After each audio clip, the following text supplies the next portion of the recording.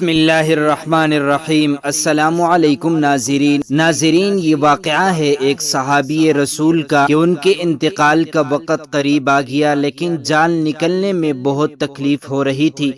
گھر والوں نے کلمہ پڑھنے کی تلقین کی، لیکن نہ جانے کیا بات تھی کہ اتنے پرہیزگار اور متقی ہونے کے باوجود بھی ان کی زبان سے کلمہ جاری نہیں ہو رہا تھا۔ گھر والے بھی پریشان ہو گئے کہ نہ جانے ان سے ایسا کون سا گناہ ہو گیا ہے کہ جان کنی کے وقت کلمہ نصیب نہیں ہو رہا۔ وہ کوئی عام انسان نہیں تھے، نبی کریم صلی اللہ علیہ وسلم کے صحابہ میں شامل تھے۔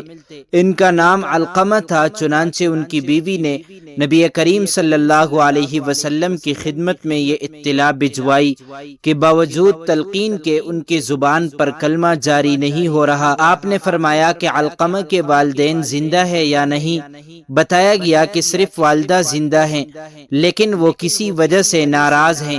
آپ صلی اللہ علیہ وسلم نے ان کی والدہ کو پیغام بھجوایا کہ میں آپ سے ملاقات کرنا چاہتا ہوں، کیا میں آپ کے پاس آؤں یا آپ میرے پاس آ جائیں گی؟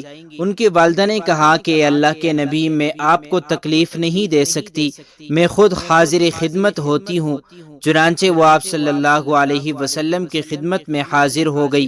آپ نے علقمہ کے متعلق پوچھا کہ وہ کیسا آدمی ہے۔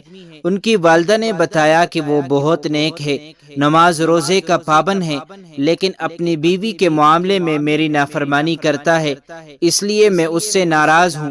آپ صلی اللہ علیہ وسلم نے علقمہ کا حال ان کی والدہ کو بیان کیا کہ ان کی زبان پر کلمہ جاری نہیں ہو رہا اور جان نہیں نکل رہی، اس لیے آپ انہیں معاف کر دیں، لیکن ان کی والدہ نے غصے کی وجہ سے انکار کر دیا۔ آپ صلی اللہ علیہ وسلم نے حضرت بلال رضی اللہ عنہ کو حکم دیا کہ لکڑیاں جمع کرو اور علقمہ کو جلا دو۔ ان کی والدہ یہ سن کر گھبرا گئی اور حیرت سے پوچھا کہ کیا میرے بیٹے کو آگ میں ڈالا جائے گا؟ آپ صلی اللہ علیہ وسلم نے فرمایا، ہاں، اللہ کے عذاب کے مقابلے میں ہمارا عذاب بہت ہلکا ہے۔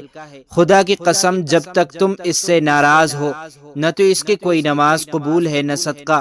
ان کی والدہ نے کہا کہ میں آپ کو گواہ بنا کر کہتی ہوں کہ میں نے انہیں معاف کر دیا اور ان کی غلطیوں کو درگزر کر دیا۔ آپ صلی اللہ علیہ وسلم یہ سن کر بہت خوش ہوئے اور فرمایا کہ علقمہ کا حال دیکھو۔ لوگوں نے دیکھا کہ ان کی زبان پر کلمہ بھی جاری ہو گیا ہے اور ان کی جان بھی بہت آسانی سے نکل گئی ہے۔ آپ صلی اللہ علیہ وسلم نے ان کے غسل اور کفن کا حکم دیا اور خود ان کے جنازے میں تشریف لے گئے۔ دفن کے بعد آپ صلی اللہ علیہ وسلم نے صحابہ سے فرمایا، جس شخص نے اپنی ماں کی نافرمانی کی یا اسے تکلیف پہنچائی تو اس پر اللہ کی لعنت، فرشتوں کی لعنت، تمام انسانوں کی لعنت۔ اللہ اس کا کوئی نیک عمل قبول نہیں کرتا جب تک کہ وہ توبہ نہ کر لے اور اپنی ماں کے ساتھ اچائی کا معاملہ کر کے اس سے راضی نہ کر لے۔ یاد رکھو کہ اللہ کی رضامندی ماں باپ کی رضامندی میں ہے اور اللہ کا غصہ ماں باپ کے غصے میں ہے۔ اب اس واقعے کو سن کر ہم سوچیں کہ ایک صحابی رسول نے ماں کی ذرا سی نافرمانی کی تو ان کے ساتھ یہ معاملہ پیش آیا، جبکہ وہ بہت نیک اور پرہیزگار تھے، اور ایک طرف ہم ہیں کہ ہمارے پلے کچھ بھی نہیں ہے اور ماں باپ کا دل دکانے سے بھی باز نہیں آتے، تو ہم کس طرح اپنی بخشش کی امید لگائے بیٹھے ہیں؟ دوستو، توبہ کرو، اپنے ماں باپ کو راضی کرو، آخرت کی تیاری کرو۔ اللہ تعالی ہمیں نیک اعمال کی توفیق عطا فرمائے، آمین۔ معزز ناظرین، مزید معلومات کے لیے ہمارے چینل کو سبسکرائب کرنا نہ بھولیں۔ ملتے ہیں اگلی ویڈیو میں، تب تک کے لیے اللہ حافظ۔